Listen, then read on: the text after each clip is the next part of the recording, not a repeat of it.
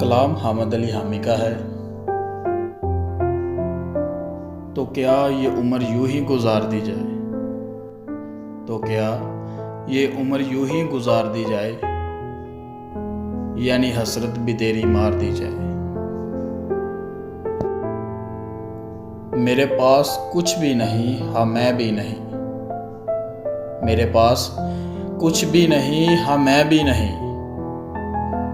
तो ऐसे आलमे बेचारगी में किसे सदा दी जाए।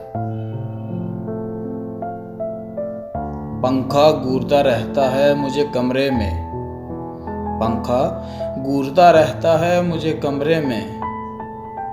रस्सी भी है घर में, तो क्या जिंदगी हार दी जाए। नए कपड़े भी पहनता हूँ मैं खुश रहता हूँ, नए कपड़े भी पहनता हूँ मैं खुश रहता हूँ।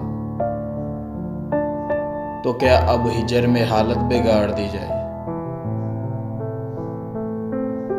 मैं तुम्हें जीत भी सकता था लेकिन हामी, मैं तुम्हें जीत भी सकता था लेकिन हामी।